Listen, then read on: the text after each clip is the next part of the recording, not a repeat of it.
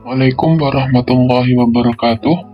Pada kesempatan kali ini kita akan membahas tentang konsepsi bencana.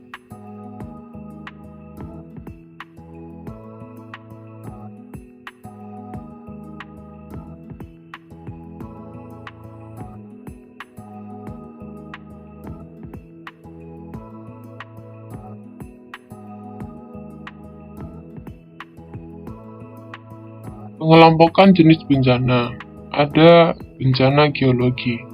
Ini seperti gempa bumi, tsunami, tanah longsor, kemudian letusan gunung berapi.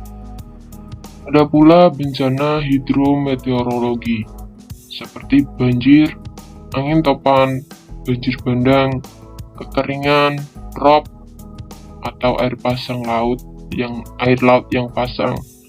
Kemudian ada pula bencana biologi, seperti epidemi, penyakit tanaman, hewan. Lalu ada pula bencana teknologi, seperti kecelakaan transportasi, kegagalan industri. Ada pula bencana lingkungan, seperti kebakaran hutan, atau penggundulan hutan. Selanjutnya ada bencana sosial seperti adanya konflik sosial, lalu terorisme, dan lain sebagainya.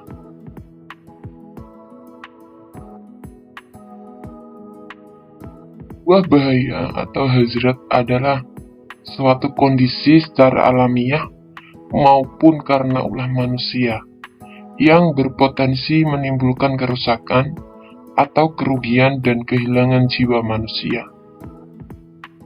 Bahaya berpotensi menimbulkan bencana, tetapi tidak semua bahaya selalu menjadi bencana.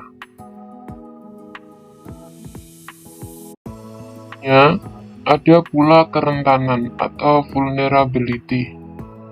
Ini merupakan sekumpulan kondisi atau suatu akibat keadaan, faktor fisik, sosial, ekonomi, dan lingkungan yang berpengaruh buruk terhadap upaya-upaya pencegahan dan penanggulangan bencana.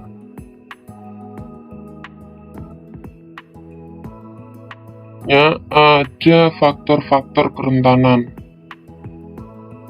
Pertama, kebijakan. Adanya kebijakan pembangunan yang tidak mempertimbangkan pengurangan risiko bencana. Dan kemudian tidak ada kebijakan pengurangan risiko bencana. Fisik, faktor fisik. Ini merupakan prasarana dasar, konstruksi, dan bangunan. Ada faktor ekonomi, ini ada kemiskinan, penghasilan yang minim, dan nutrisi yang minim.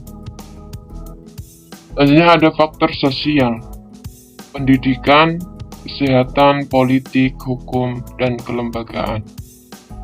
Terakhir ada lingkungan, itu tanah, air, tanaman, hutan, dan lautan.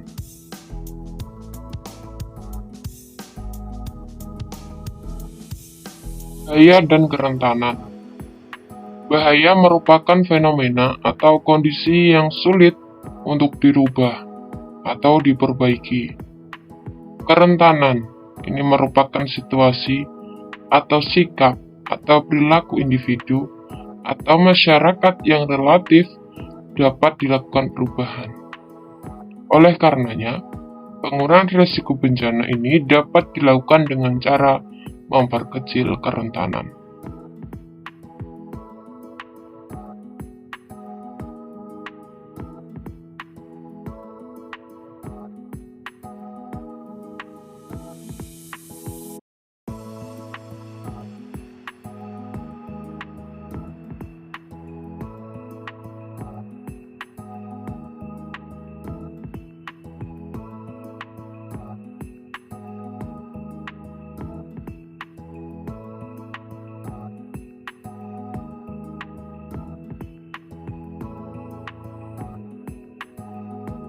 Pandangan tentang bencana.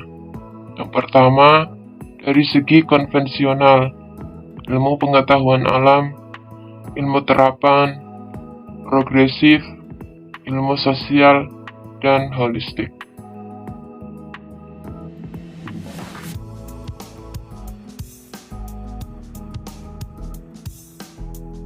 Konvensional, pandangan ini menganggap bencana merupakan takdir. Terjadinya bencana merupakan suatu musibah atau kecelakaan, tidak dapat diprediksi, tidak menentu terjadinya, tidak terhindarkan, dan tidak dapat dikendalikan. Masyarakat dipandang sebagai korban dan penerima bantuan dari pihak luar.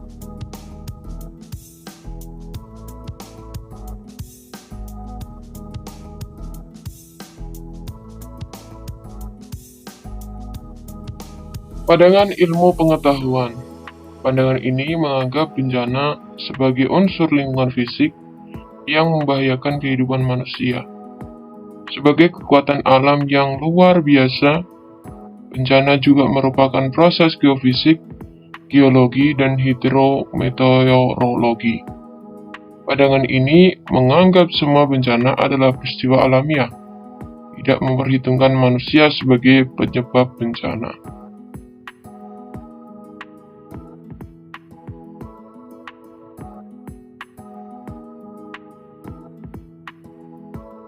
Dalam pandangan ilmu terapan, pandangan ini melihat bencana didasarkan pada besarnya ketahanan atau tingkat kerusakan akibat bencana.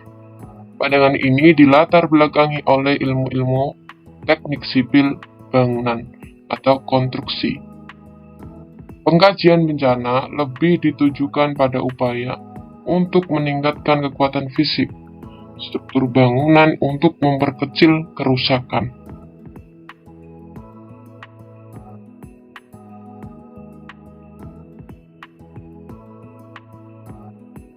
Dan progresif. Pandangan ini menganggap bencana sebagai bagian yang biasa dan selalu terjadi dalam pembangunan. Bencana sebagai masalah yang tidak pernah berhenti dalam proses pembangunan. Peran pemerintah dan masyarakat dalam manajemen bencana adalah mengenali bencana itu sendiri.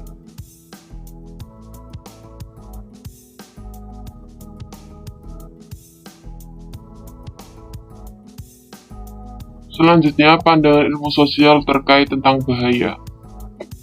Pandangan ini memfokuskan pada bagaimana tanggapan dan kesiapan masyarakat menghadapi bahaya. Bahaya adalah fenomena alam, akan tetapi bencana bukanlah alami.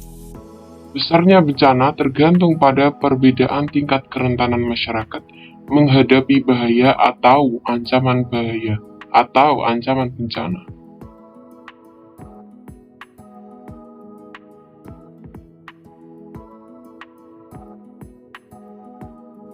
Selanjutnya, pandangan holistik. Pendekatan ini menekankan pada bahaya dan kerentanan, serta kemampuan masyarakat dalam menghadapi bahaya dan risiko. Gejala alam dapat menjadi bahaya jika mengancam manusia dan harta benda. Bahaya akan berubah menjadi bencana jika bertemu dengan kerentanan dan ketidakmampuan masyarakat. Cukup sekian dari kami, kurang lebihnya mohon maaf dan terima kasih. Wassalamualaikum warahmatullahi wabarakatuh.